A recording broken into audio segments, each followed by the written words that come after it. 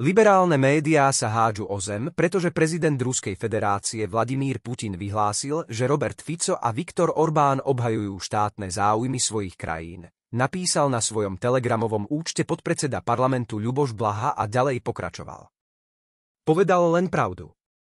Prirovnal ich k legendárnemu francúzskemu štátnikovi de Gaullovi.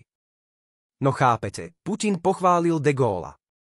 Predpokladám, že slniečka spustia petíciu za premenovanie slávneho parížskeho letiska. Veď keď Putin niekoho pochváli, zákonite ho treba zakázať a nenávidieť.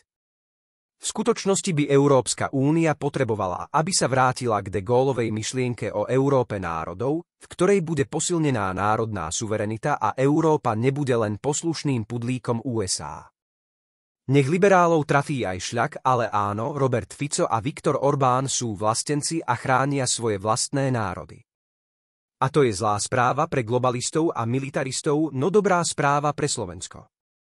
Mal som tú česť prijať u seba vedenie Slovenského zväzu protifašistických bojovníkov, Vila Longauera a Zdenka Martona. Toto sú skutoční bojovníci proti fašizmu, odmietajú neoliberálny diktát, vážia si pamiatku našich osloboditeľov zo Sovietskeho zväzu a odmietajú rasistickú nenávisť voči ruskému národu. Držím palce Slovenskému zväzu protifašistických bojovníkov a verím, že čo najskôr odstrihneme peniaze od rôznych sorošovských globsekov a via irisov a štát bude podporovať tých, čo pomáhajú Slovensku. Slovenský zväz protifašistických bojovníkov, Matici slovenskej či mierovým organizáciám.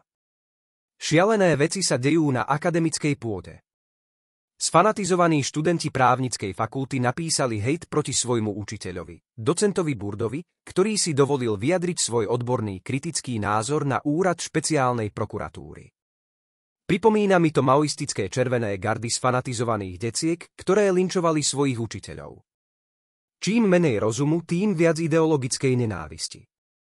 A keď decká nespravia skúšku, lebo sa neučia, tak denník napíše, že sa im docenti a profesori mstia.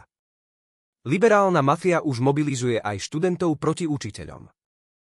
Myslia si, že porazia múdrosť. Majú smolu. Neprejdú. Slovensko musia viesť vzdelaní štátnici a nie dorastenci.